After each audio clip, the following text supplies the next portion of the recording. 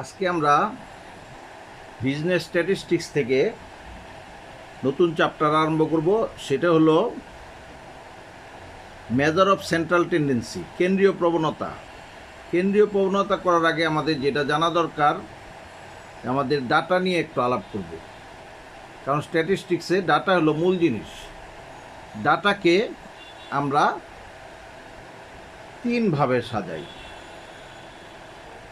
এক হলো সিম্পল প্রেজেন্টেশনের সাজাই, সিম্পল প্রেজেন্টেশন।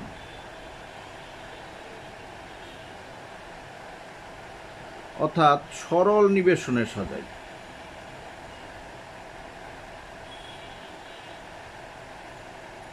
সরল নিবেশনের সাজাই। সরল নিবেশন দেখতে কেমন? সরল নিবেশনে শুধু এক্স দেয়া থাকে, অর্থাৎ কিছু সংখ্যা দেয়া থাকবে 2, 8, -3, 0, 10, -2, 12, 18, এমন এক লাইনে কিছু সংখ্যা দেওয়া থাকলে এটা কি সরল নিবেশন। তো এক লাইনে যে সংখ্যাগুলো থাকে সেটি এক্স। আর 2 নম্বর হলো গ্রুপ ডাটা। গ্রুপ ডাটা আবার 2 ভাগে ভাগ করি। 2 নম্বর হলো গ্রুপ ডাটা।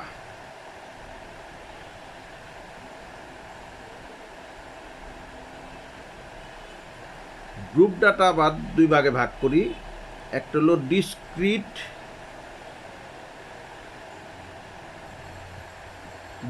প্রেজেন্টেশন করি আমরা।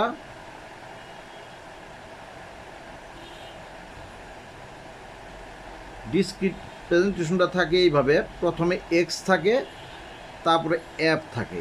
এক্স ধরে নিলাম একটা ক্লাসে এক্স হলো মার্কস, আর ফ্রিকোয়েন্সি হলো নাম্বার অফ স্টুডেন্ট। তো এক্স আছে মনে করি এই 40, 45, 70, 78, 79, 80, 82, আর এখানে থাকে 3, নাম্বার অফ স্টুডেন্ট 3, 8, 12, 16, 9, 6, 2। অর্থাৎ ডিসক্রিট কীভাবে বুঝবো? এই এক্স এক লাইনে থাকবে আর এফ এক লাইনে থাকবে। এফ হলো ফ্রিকোয়েন্সি, অর্থাৎ নাম্বার অফ স্টুডেন্ট হলো ফ্রিকোয়েন্সি, গণসংখ্যা। এক্স হলো মার্কস, অর্থাৎ এটা মার্কস হইতে পারে ছাত্রের ক্ষেত্রে। যদি শ্রমিক ধরি তখন আমরা এখানে লিখব ওয়েজেস, এখানে লিখব নাম্বার অফ এমপ্লয়ি বা নাম্বার অফ ওয়ার্কার্স। তখন আমরা এইভাবে বুঝবো যে 3 জন ছাত্র পাইছে 40 করে, 8 জন ছাত্র পাইছে 45 করে, 12 জন ছাত্র পাইছে 70 করে, 16 জন ছাত্র পাইছে 78 করে, 9 জন ছাত্র পাইছে 79 করে, 6 জন ছাত্র পাইছে 80 করে, 2 জন ছাত্র পাইছে 72 করে।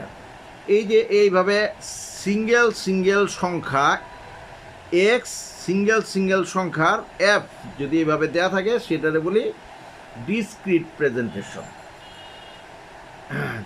আর তৃতীয়টা আমরা করব, এটাও গ্রুপ ডাটার একটা অংশ। এটা হলো কন্টিনিউয়াস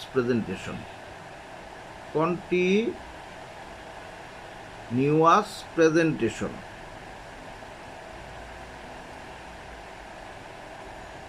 অর্থাৎ ডিসক্রিট হলো, আমরা লিখি নাই বাংলাটা, বিচ্ছিন্ন নিবেশন।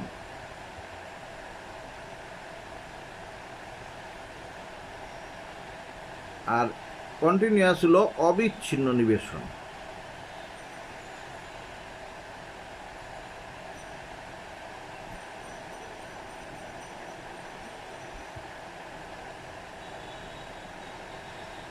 অবিচ্ছিন্ন নিবেশন আমরা কিভাবে সাজাই? এখানে তখন থাকে ক্লাস, এক্স থাকে না, ক্লাস অথবা সাইজ অফ আইটেম এক জিনিস, যেটি হোক যে কোনো একটা থাকে। এটা সাধারণ থাকে এইভাবে 0 থেকে 10, 10 থেকে 20, 20 থেকে 30, 30 থেকে 40, 40 থেকে 50, 50 থেকে 60 এইভাবে থাকে। আর সাথে ফ্রিকোয়েন্সি থাকে, অর্থাৎ ফ্রিকোয়েন্সি বলতে বোঝায় নাম্বার অফ স্টুডেন্টস বা নাম্বার অফ লেবার, যেটা যেটা বলো। এটা হলো মনে করি 8, 16, 64, 55, 18, 2, অর্থাৎ 8 জন ছাত্র 0 থেকে 10 নম্বর করে পায়, 16 জন ছাত্র 10 থেকে 20 করে পায়, 64 জন ছাত্র 20 থেকে 30 করে পায়। এই যে এই সাজানোটারে বলে কন্টিনিউয়াস প্রেজেন্টেশন, অর্থাৎ কন্টিনিউয়াস সবসময় একটা রেঞ্জ থাকে, এততে এত হইতে পারে, 0-তে 100, 100-তে 200, 200-তে 300, 300-তে 400, 400-তে 500, 500-তে 600, একটা রেঞ্জ দেখলে আমরা বুঝবো কন্টিনিউয়াস ডাটা। এই যে আমরা যে ডাটাগুলো সাজালাম, কেন সাজালাম জানো? কারণ না চিনলে তুমি সূত্রে প্রয়োগ করতে পারবে না। সরলের সূত্র একরকম, ডিসক্রিটের সূত্র একরকম, কন্টিনিউয়াসের সূত্র আরেক রকম। তো তাই আমরা সরলের সময় সরলের সূত্র যেন ইউজ করতে পারি, তাই এটা চিনতে হইব। ডিসক্রিটের অঙ্ক আরেক সূত্র ব্যবহার করি এবং তার প্রেজেন্টেশনটা থাকে আরেকভাবে, তাই এটা না চিনলে আমি বুঝুম না কোন প্রেজেন্টেশনে রাখুম। কন্টিনিউয়াসের অঙ্ক আরেকভাবে করতে হয়। এখন কন্টিনিউয়াস আবার দুই রকম। কন্টিনিউয়াস দুই রকম, এক হলো ইনক্লুসিভ, আরেক হলো এক্সক্লুসিভ। তো কন্টিনিউয়াস দুই প্রকারের।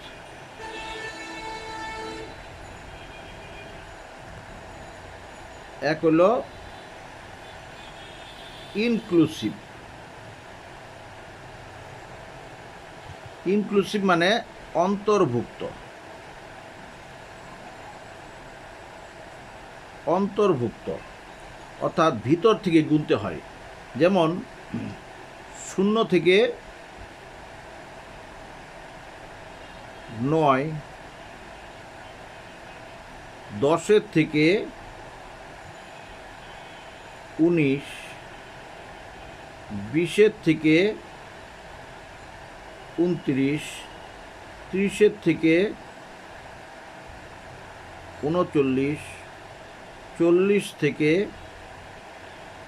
49, অথবা এইভাবে হইতে পারে 1 থেকে 11, না 1 থেকে 10, 11 থেকে 20, 21 থেকে 30, 31 থেকে 40, 41 থেকে 50।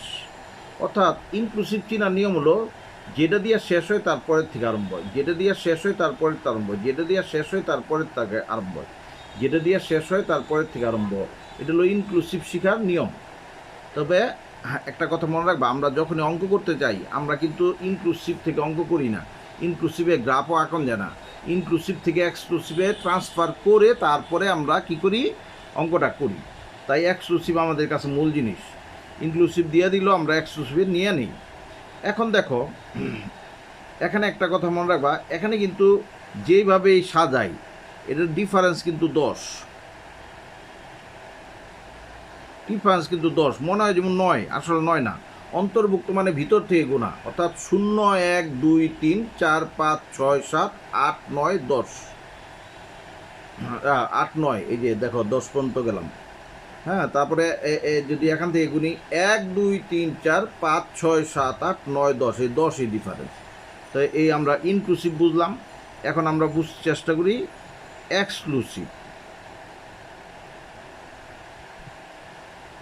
এক্সক্লুসিভ মানে হলো বহির্ভূত। বহির্ভূত অর্থাৎ এটা আবার সাধারণ নিয়ম হলো 0 থেকে 10, 10 থেকে 20, 20 থেকে 30, 30 থেকে 40, 40 থেকে 50।